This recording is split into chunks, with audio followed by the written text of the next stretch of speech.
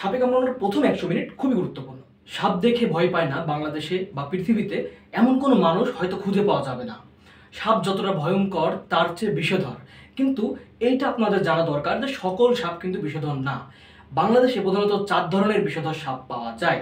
আমরা প্রত্যেকটা সাপের নাম বলবো, তার আগে যেটা বলি, আমাদের এই ভিডিওর মূল আলোচনার টপিক হলো যে আপনাকে যদি কোনো সময় বা কখনো সাপে কামড়ায় তখন আপনার কি করা উচিত এবং কি করা উচিত নয়, এবং সাপের বিষ আমাদের শরীরে কি পরিবর্তনগুলো ঘটায় যার জন্য আপনাকে খুব দ্রুত পদক্ষেপ গ্রহণ করতে হবে, না হলে আপনি মারা যেতে পারেন। বাংলাদেশে প্রধানত 4টি ধরনের বিষধর সাপ পাওয়া যায়, কারণ যেসব বিষধর সাপ সমুদ্রে থাকে বা বনের মধ্যে থাকে সেসব বিষধর সাপ কিন্তু সচরাচর মানুষকে কামড়ায় না। তো আমাদের বসত বাড়ির আশেপাশে বা এলাকাতে যে সকল বিষধর সাপ পাওয়া যায় তার মধ্যে প্রধানত হলো গোখরা বা কুলিম। দ্বিতীয়টি হলো চন্দ্রবোড়া, উলুবোড়া, অথবা আমরা তাকে রাসেল ভাইপার নামে চিনে থাকি।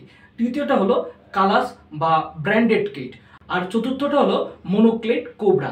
এই 4 ধরনের সাপ খুবই বিষধর, এবং এই 4 ধরনের সাপ যদি আপনাকে কামড়ায় আপনাকে অবশ্যই খুব দ্রুত সময়ের মধ্যে একটা হসপিটালে যাইতে হবে, যত দ্রুত সম্ভব। এখন আমরা বলি, যে সাপটা আপনাকে কামড়িয়েছে সেই সাপটা কি বিষধর নাকি বিষধর না, এইটা কিভাবে চিনব? প্রথমত, বিষধর সাপের 2টা বিষ দাঁত থাকে, এবং যখন সে ছোবল মারে বা কামড়ায় দেয় তখন সেখানে 2টা দাঁতের চিহ্ন দেখা যায়।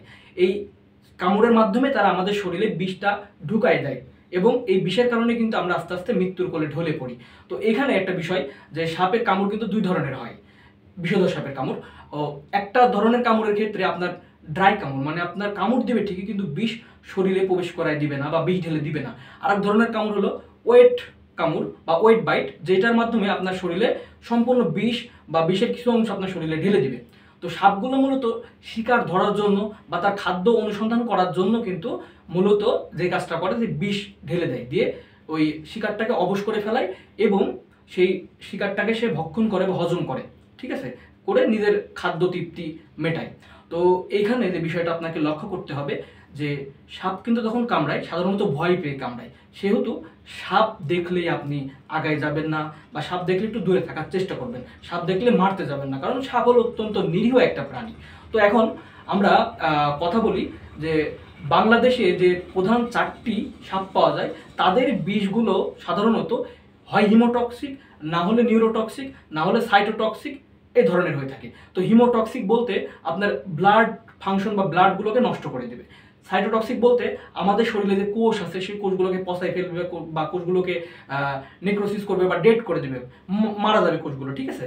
এবং শেষে বলি নিউরোটক্সিক। নিউরোটক্সিক বিষগুলো সাধারণত আমাদের যে সেন্ট্রাল নার্ভাস সিস্টেম বা পেরিফেরাল নার্ভাস সিস্টেম এটাকে টোটালি একবারে কি করে ফেলায়, একবারে অবশ করে ফেলায় বা ড্যামেজ করে ফেলায়, ফলে আস্তে আস্তে মানুষ মৃত্যুর কোলে ঢলে পড়ে। আমরা সাপ কামড়ালে তার ট্রিটমেন্টের জন্য যেই জিনিসটা ব্যবহার করি তার নাম হলো অ্যান্টিভেনম।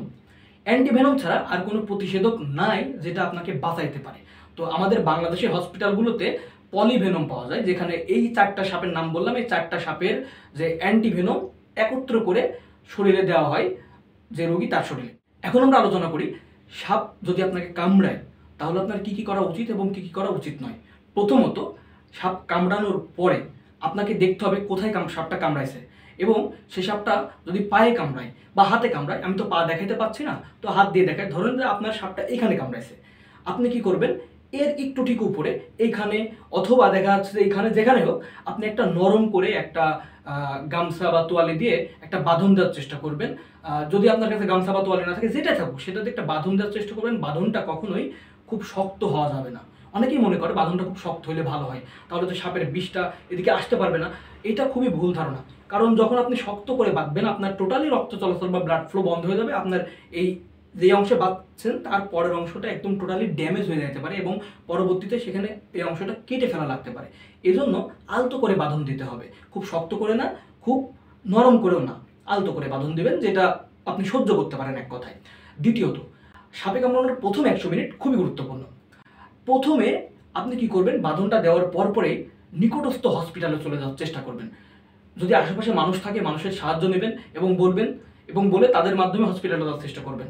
তৃতীয়ত, আপনার শরীরের নড়াচড়া টোটালি বন্ধ করার চেষ্টা করবেন, বা যত কম নড়াচড়া করা যায় আপনি যত কম নড়াচড়া করবেন তত আপনি সেফ, তত সেফ।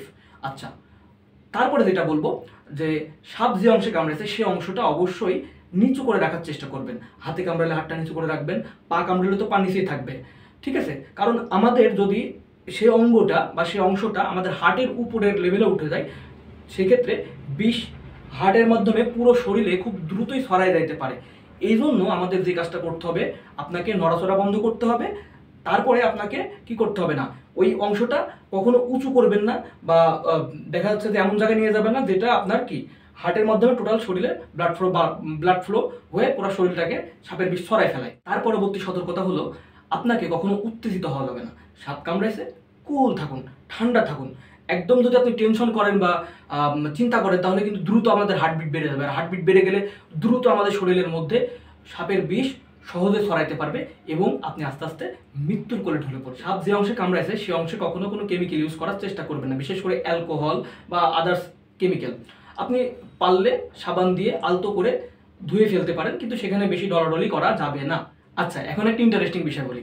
আমাদের বাংলা সিনেমাতে আমরা যেটা দেখি যে কখনো সাপে কামড়াইছে, সেখানে কিন্তু নায়ককে সাপে কামড়াইছে, নায়িকা যায় সেখানে বিষ তোলার চেষ্টা করে, নায়িকাকে সাপে কামড়াইছে, নায়ক যে মুখ দিয়ে বিষ তোলার চেষ্টা করে, ঠিক আছে? এইটা কখনোই করা যাবে না, এটা কখনোই করা যাবে না। এটা করলে কিন্তু যে এটা করবে সেও মৃত্যুবরণ করতে পারে। তারপরে আমাদের আরেকটা যে বিষয়টা খেয়াল রাখতে হবে, সাপ যখন আপনাকে কামড়াইছে কখনোই সাপকে ধরতে যাবেন না, সাপকে মারতে যাবেন না। এমন ঘটনা দেখা গেছে যে সাপ কামড়াইছে সাপকে ধরে মেরে কি করছে, হসপিটালে নিয়ে চলে আসছে। এটা করা যাবে না। পারলে আপনি সাপটার একটা ছবি তুলে ফেলেন, অথবা সাপটাকে যদি চিনতে পারেন যে কোন সাপটা আপনাকে কামড়াইছে, এটা খুবই ভালো হয়, খুবই ভালো হয়, ঠিক আছে? তাহলে আপনার ট্রিটমেন্টটা সহজ হবে।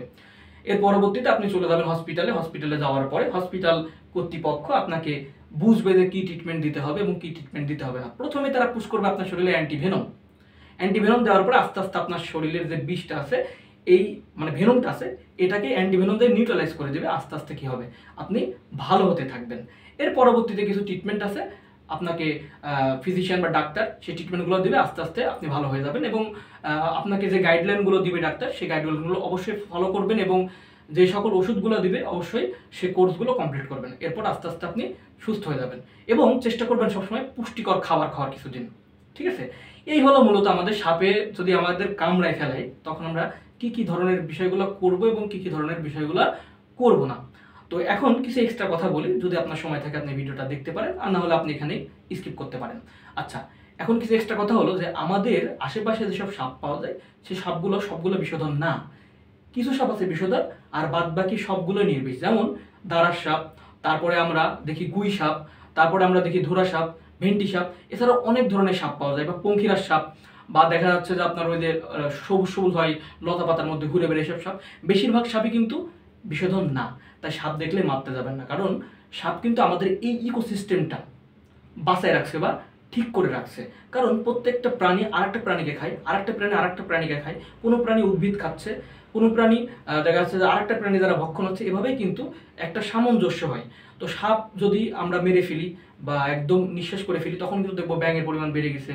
তারপরে দেখবো আবার যে ব্যাঙের পরিমাণ বেড়ে যাওয়ার কারণে আরেকটা প্রাণীর ইমব্যালেন্স হচ্ছে। তো প্রত্যেকটা প্রাণীর কিন্তু আমাদের এই পরিবেশের জন্য ভ্যালু আছে, এটা আপনাদের অবশ্যই মনে রাখতে হবে। তো আপনি যদি চেষ্টা করেন যে আপনি একটা প্রাণীকে টোটালি নিধন করে ফেলবেন বা মেরে ফেলবেন, এটা খুবই ভয়ঙ্কর একটা বিষয়। সাপকে সবসময় নিরাপদ স্থানে থাকতে দেবেন, আপনি নিরাপদ স্থানে থাকবেন এবং রাতে চলাচল করার সময় অবশ্যই চেষ্টা করবেন টর্চ লাইট ইউজ করার, বা গ্রামগঞ্জে বিশেষ করে টর্চ লাইট ইউজ করার চেষ্টা করবেন। আর বর্ষাকালের সময় দেখা যাচ্ছে যে পানি অনেক বেশি থাকে, তো সাপ চেষ্টা করে যে একটু লুকাইতে। তো অনেক সময় আমাদের জুতার মধ্যে বা দেখা যাচ্ছে যে কাপড়ের মধ্যে বা তোষক খেতা ল্যাপ এর মধ্যে কিন্তু ঢোকার চেষ্টা করে। তো যখনই একটু ঘুমাবেন অবশ্যই চেষ্টা করবেন যে আপনি এটা চেক করে নেন আসলে সাপ আছে কিনা বা কিছু আছে কিনা, একটু চেক করে নেবেন। এবং এই ধরনের বিষয়গুলো আমাদের গ্রাম সাইডে যাদের বাসা, বা দেখা যাচ্ছে উপকূলীয় এলাকাতে বাসা, বা দেখা যাচ্ছে যে পানির মধ্যে বসবাস করে অনেকে, টোং করে ঘর করে, ঠিক আছে, এইসব ক্ষেত্রে এগুলা বেশি দেখা যায়, বা বন জঙ্গলের মধ্যে থাকে তাদের ক্ষেত্রে এই ধরনের বিষয়গুলো বেশি দেখা যায়। তো আমাদের অবশ্যই খেয়াল রাখতে হবে যে আপনি ইনশিওর হবেন যে আপনি আসলে নিরাপদ দূরত্বে আছেন কিনা এবং সাপটা নিরাপদ দূরত্বে আছে কিনা। এই বিষয়গুলো ইনশিওর করলে অবশ্যই আমরা কি করব, আমরা ভালো থাকবো, আমাদের আশেপাশের ইকোসিস্টেম ভালো থাকবে, আমরা সবাই ভালো থাকবো। আর আজকের ভিডিও এই পর্যন্তই। এবং আমার চ্যানেলে বিভিন্ন বিষয় নিয়ে ভিডিও আপলোড করা হয়েছে। অ্যান্টিবায়োটিক রিলেটেড ভিডিও আমি আপলোড করছি। অ্যান্টিবায়োটিক যদি আপনি ডোজ কমপ্লিট না করেন সেক্ষেত্রে আপনার কী ক্ষতি হতে পারে, বা রাসেল ভাইপার নিয়ে ভিডিও আপলোড করা হয়েছে আমার চ্যানেলে। এছাড়াও স্কোপোলামাইন বর্তমানে যেটা হচ্ছে যে মলম পাটি বা এক ধরনের মলম পাটি আপনাকে একটা কাগজ বা একটা কিছু দিবে, আপনি সাথে সাথে দেখা যাচ্ছে সেন্সলেস হয়ে যাবেন বা আপনাকে বশ করে ফেলবে। এই ধরনের অনেক ভিডিও আমি আপলোড করছি, আপনারা অবশ্যই আমার চ্যানেলটা ঘুরে দেখবেন। ধন্যবাদ সকলকে, দেখা হবে পরবর্তী কোনো ভিডিওতে। Bye bye.